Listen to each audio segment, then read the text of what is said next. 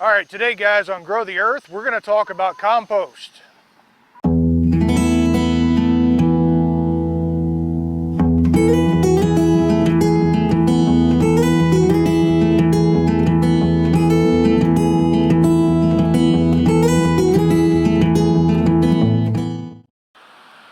All right guys, today, like I said, we're talking about compost. And we're going to get down deep into this subject. But on a lighter note, I want to talk to you guys, you subscribers. The ones who've subscribed to me, I just want to thank you guys. You guys are growing this channel. We've only been here for about a month, and there's already 78 people that found it good to subscribe and to be a member of this family. So I just wanted to thank all you guys from the start, and hopefully I can keep living up to the time that you spend watching my channel. But we're going to start with compost. Now, what is compost? Compost is a nutrient-rich soil that is broken down greens and carbons, or nitrogen and carbons. Now, we're going to define greens or nitrogen. Greens are any of your table scraps that come out of your kitchen. The lettuce that went bad, the tomato that went bad, the cucumber peels, the tops of peppers that you don't use. Those are all greens, and those are nitrogen rich. On the other side, you have browns. Browns are effectively going to be anything that comes from a tree. Leaves, sticks, other compost that you put in, that's going to be your browns. And when you combine these two, what happens is there are microbes in your ground. There are microbes on pretty much everything in this world. And initially, whenever you put your browns and your greens together, and usually you want twice as much browns as you do greens. And when you put those together, initially what happens is you have anaerobic bacteria or microbes that are going to begin breaking down that mixture. And you're also going to have your bugs that are going to find it, your pill bugs, your earthworms, things like that are going to mechanically break down that mixture. And then the anaerobic bacteria are going to take over, and they're going to start breaking down the material. And this is going to happen within like the first 22 to 4 days. Then what's going to happen is as the greens and the browns get broken down, they're going to start creating heat, and you're going to have another bacteria that's going to start flourishing, because it doesn't flourish until about 100 degrees. And this is where we get into a hot compost. And what that's going to do is when these aerobic bacteria start thriving, they use the material and water to basically continue to breed and continue to eat. And as they breed and as they eat, they're going to heat up that compost pile, and it's going to do a couple things for you. It's going to kill any bad bacteria, and it's going to sterilize the seeds, your weed seeds, things like that, your dandelions that get blown in, stuff like that. And as this process keeps going, it's going to get up to you can get up to 140, 150, 160 degrees. Now, at about 150 degrees, your aerobic microorganisms, they actually start dying off. And as it gets hotter, they start dying off at an accelerated pace to where your aerobic compost will actually go anaerobic, because there's not enough bacteria to sustain the aerobic actions. And after that is going to go on for about a week or two. maybe 3-4 weeks, depending. And your anaerobic bacteria, the ones that thrive between 50 and 100 degrees, are going to start flourishing again, and they're actually going to finish out your compost for the last couple of weeks after the compost goes cold. Now, we need to talk about what is proper and what is improper to put into your compost here. Like I said, pretty much anything that comes from your table. You know, even bread is not a bad thing, especially if it's gone moldy. Microbe diversity is a good thing in this case. But you'll see a lot of people that talk about not putting meat or bones or fish scales or anything like that into your compost pile. Now, that concern is mainly from a standpoint of attracting animals. If you're dealing with an enclosed compost bin, if you're dealing with a, here we have our compost pile is roughly 50 feet away from the house. I'm not really worried about if there's going to be an animal poking around in this looking for something. The second thing is, when I put anything like that in this compost pile, I dig a deep hole and I put it down deep in the hole. And I pile a bunch of stuff back on top of it. And the deeper you can get it, the less you're going to have to worry about, you know, rats or anything else trying to get to it. But all in all, it's not a bad thing to put meat into or bone into your compost pile. It's strictly from a pest standpoint that a lot of people frown against it. Now, we need to talk about the size of your compost pile. As you can see here, I've got like an 8 by 6 area that I've got composting. A large area is not necessarily what you want. The deeper that you can make your compost pile, it's going to compost. The better that they're going to be, your bacteria are going to be able to work between the two easier. Now that there is a flip side to that in the fact of we want to be able to get aeration into this. Now, because the bacteria need a couple of things. They need their greens and their browns, so the basic, you know, things that are going to break down into compost. They need water and they need oxygen. Now, the oxygen, they're going to use that up as they breed and as they break down the material. And if you don't flip it, what'll happen is it'll go cold. Now, you can do a lasing composting to where you throw your greens and your browns in and you just let it go and it will stay anaerobic. Now, it will take longer.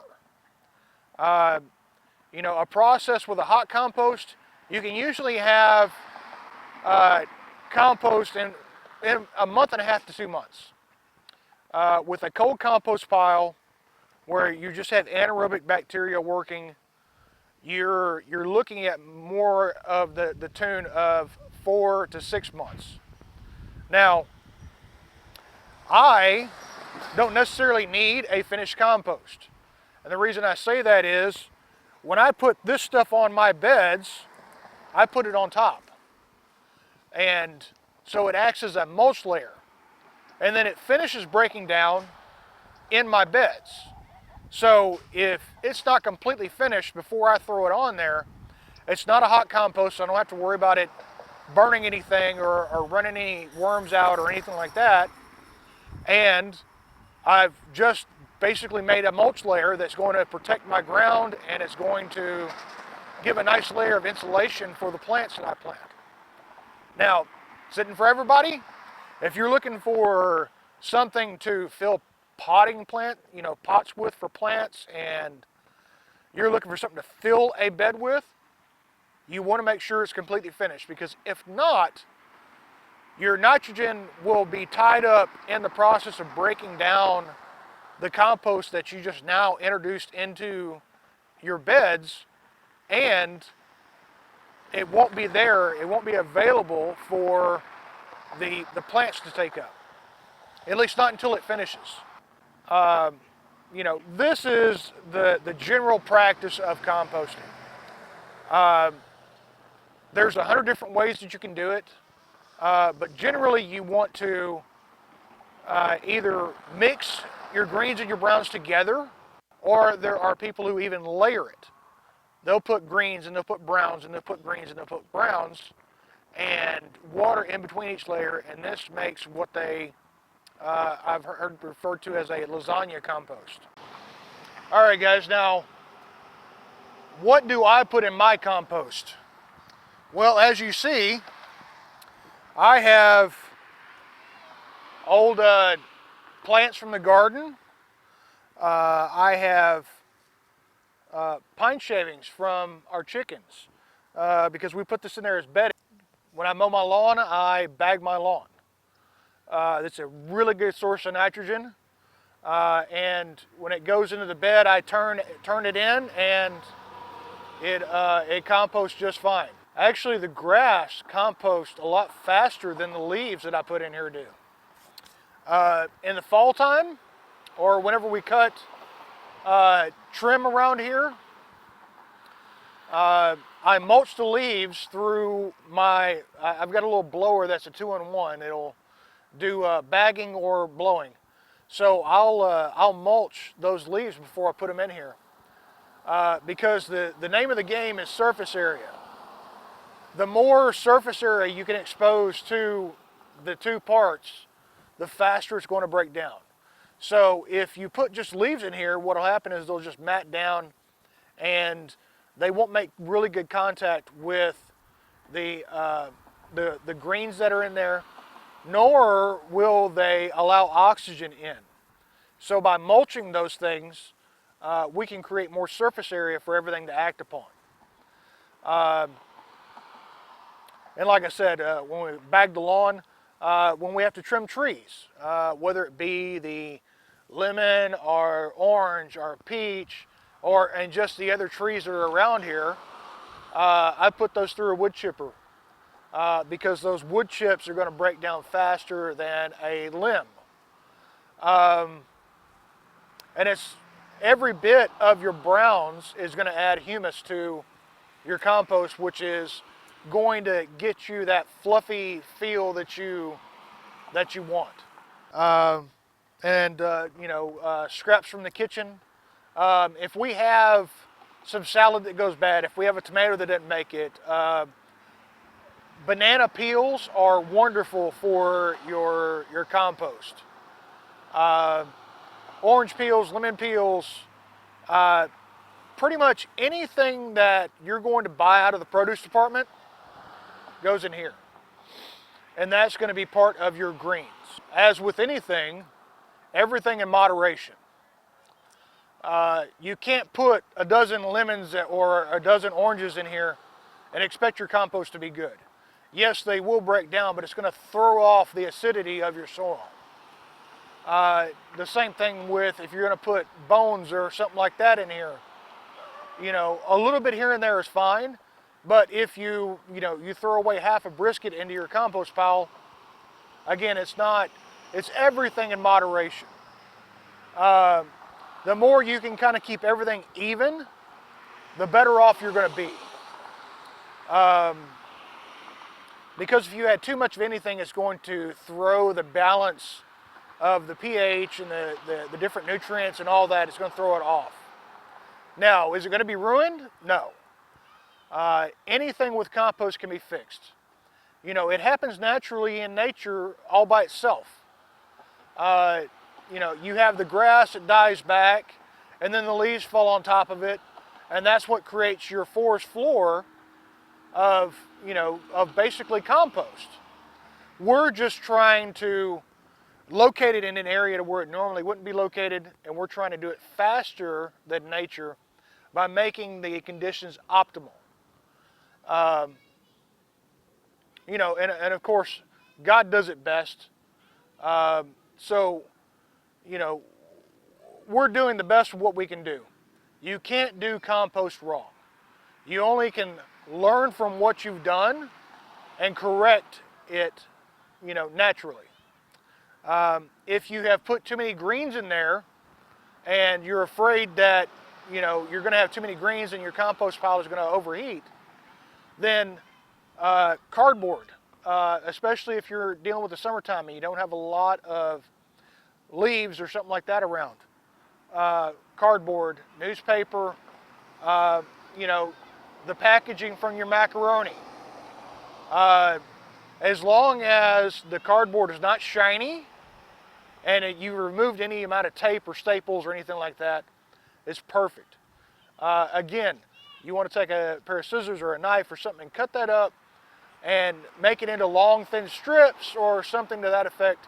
You don't want to just throw the whole big piece of cardboard box in there. It's going to take forever to break down.